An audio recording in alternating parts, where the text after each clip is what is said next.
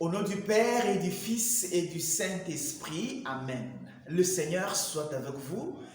Mes frères et mes sœurs, nous célébrons le 7e dimanche de Pâques dans cette année liturgique A. En ce dimanche, le Seigneur Jésus prie pour nous parce qu'il ne veut pas nous perdre. Nous qui l'avons accueilli, nous qui avons accueilli sa parole, il ne veut pas nous perdre. Il ne veut pas nous perdre, il veut que nous puissions rester dans l'état des prières, comme dans la première lecture, tirée du livre des Actes des Apôtres, chapitre 1, versets 12 à 14. Il veut que nous puissions endurer dans la souffrance en son nom, comme Pierre l'a dit dans la deuxième lecture, tirée de la première lettre de Saint Pierre apôtre, chapitre 4, versets 13 à 16. Il veut que nous puissions demeurer dans son amour, comme lui-même le dit dans l'évangile tiré de son évangile tiré de Jean 17, 1 à 11. Et bien dans la première lecture, c'est après l'ascension. Les apôtres ils montent à la chambre haute, ils restent à la chambre haute, la chambre des prières, pour garder l'état de grâce et attendre l'Esprit. Mais ici, il y a dans cette chambre haute une présence remarquée et remarquable, la distinguée présence de la Vierge Marie. Qu'est-ce que Marie vient encore faire ici au Cénacle? Marie est ici le modèle d'une mission accomplie. Elle a accepté de collaborer au projet de salut. Elle a enfanté son Créateur. Elle a élevé Jésus. Elle a marché avec lui sur le chemin. Elle a montré d'abord le chemin du temple. Elle a suivi sur le chemin de sa mission. Elle était au pied de la croix. Ici, Marie, encore après la résurrection, elle demeure aux côtés des apôtres. Pourquoi? Parce que Jésus nous l'avait donné pour mère au pied de la croix. Les apôtres l'ont gardée. Parce qu'ils ont compris qu'avec Marie, en compagnie de Marie, les prières réussissent toujours. Ici, Marie est d'abord le modèle de l'Église en prière, elle-même qui est le sanctuaire des dieux. Elle est le modèle de l'Église en prière. Elle invite l'Église à la prière et aussi elle accompagne la prière de l'Église. Et donc une prière faite avec la Vierge Marie, elle échoue difficilement. Et d'ailleurs, c'est la présence de Marie au Cénacle qui a hâté l'arrivée à venir de l'Esprit Saint.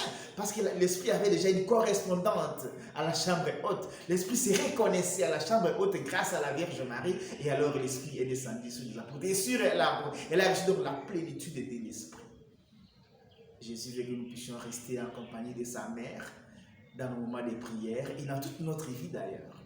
Et dans la deuxième lecture, l'apôtre Saint-Pierre fait la différence entre la souffrance au nom de Jésus et la souffrance à cause de nos œuvres et mauvaises. Il nous dit d'être heureux si nous souffrons au nom de Jésus.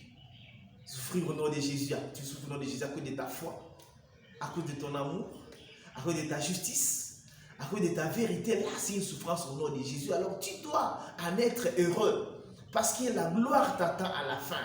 Parce que cette souffrance que tu peux subir conduit à la gloire avec Jésus.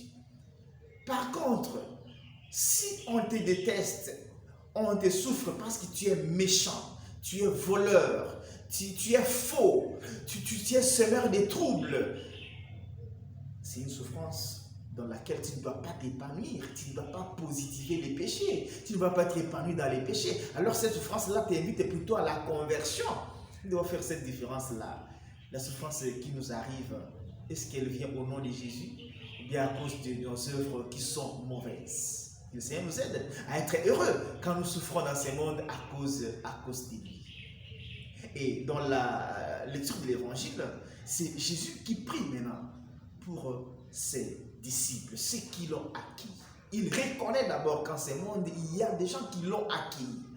C'est une certitude qui nous fait aussi de savoir que même si le monde est méchant aujourd'hui, même si le mal perdure aux côtés de nous, il y a des gens qui sont fidèles à Jésus.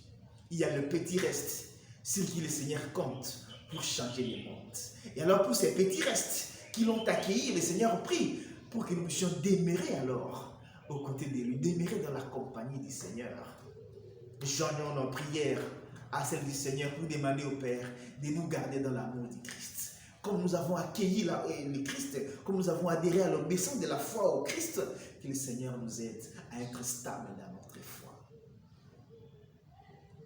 Bon dimanche à toutes et à tous, et que Dieu Tout-Puissant vous bénisse, le Père, le Fils et le Saint-Esprit. Amen.